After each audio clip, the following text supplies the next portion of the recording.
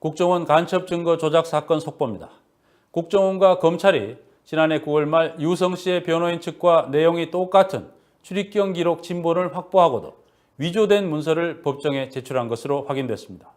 이 출입경 기록 진본도 최근 검찰 소환 조사를 받은 국정원 출신 이인철 영사가 직접 확인하고 서명한 것으로 드러났습니다. 국정원과 검찰은 왜 진본을 갖고 있었으면서도 위조 문서를 입수하고 법원에 제출했을까요? 누가 그런 의사결정을 내렸을까요? 간첩 증거 조작 사태의 주역들을 찾아내려면 이런 의문이 풀려야 합니다. 정유신 기자가 보도합니다. 검찰이 지난해 11월 1일 법원에 제출한 유성 씨 출입경 기록입니다. 지난 2006년 5월과 6월 중국과 북한을 입경, 출경, 입경으로 오갔다는 내용입니다. 허룽시 공항국 관련이 찍혀 있지만 중국 당국은 가짜라고 판명했습니다.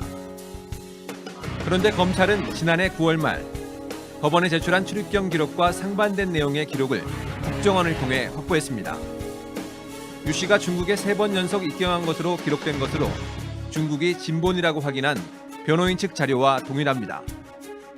확인 결과 이 출입경 기록은 지난해 9월 27일 국정원 출신 이인철 영사가 직접 서명한 영사 증명과 함께 검찰에 제출했습니다.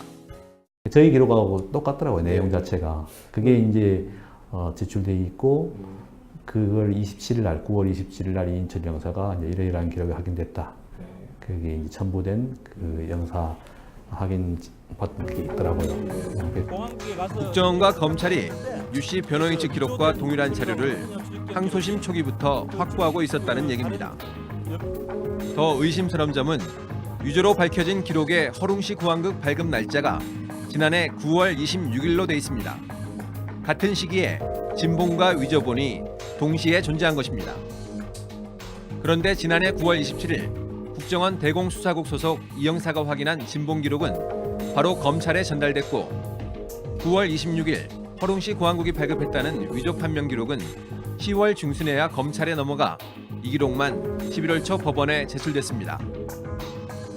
국정원이 미리 확보한 유 씨의 출입경 기록 진본을 이용해 간첩 혐의를 뒷받침할 증거를 조작한 것이 아닌지 의심되는 대목입니다. 검찰 역시 같은 시기에 상반되는 기록을 국정원에서 넘겨받고도 전혀 검증 노력을 기울이지 않았습니다. 9월 26일, 7일경에는 분명히 그 진짜 진실된 내용의 출입국 기록을 가지고 있었고, 그 다음에 이제 위조된 내용이 다르니까 도저히 그 양립할 수 없는 기록이잖아요. 그 양립할 수 없는 기록 중에 하나를 치사 선택했다는 것 자체가 충분한 검증을 안 하고 그 치사 선택한 것 자체도 이제 약간 석연치 않고, 그게 이제 어떤 특정한 의도를 가지고 진행됐다는 것. 게다가 검찰은 변호인 측과 동일한 자료가 있었다는 사실 자체를 부인하고 증거로 제출하지 않다가 위조 사태가 터진 뒤에야 이를 시인했습니다. 국정원으로부터 영사 증명서에 첨부된 출입경 기록을 제출받습니다. 그러나 그 출입경 기록에는 영사 증명만 되어 있을 뿐 발급처가 표시되어 있지 않고 발급처에 관인도 없어 검찰은 가장 증거력 있는 기록을 법원에 냈다지만 입출입이라는 내용의 합리성도 고려했다고 언급해 조작 의혹에도 불구하고 유리한 증거만을 골라낸 것이 아니냐는 비난을 피하기 어렵습니다. 이 영사가 관여한 문서 발급 과정엔 수상한 문서가 또 등장합니다. 검찰은 변호인 측이 제출한 삼합변방검사참 답변서의 진위를 확인하겠다며 지난해 12월 12일 외교부를 통해 확인을 요청했습니다. 이 문서가 선양 주재 한국영사관에 도착한 것은 닷새 뒤인 12월 17일. 그런데 검찰이 회신받은 답변서를 보면 12월 13일자 관인이 찍혀 있습니다. 선양영사관에 요청서가 도착하기 나흘 전에 이미 답변서가 작성된 것입니다. 이 문서는 중국 당국에 이어 지난주 대검 과학분석 결과에서도 사실상 위조 판단이 나왔습니다.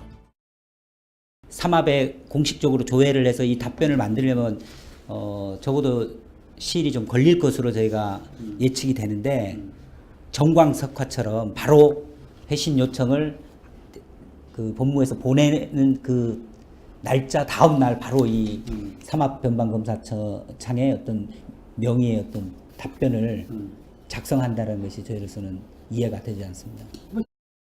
검찰은 지난달 28일 소환한 이 형사를 상대로 이 같은 위조 문서 입수 과정을 캐물었지만 자신은 제3자가 확보한 문서를 단순히 전달만 했다고 진술한 것으로 전해졌습니다.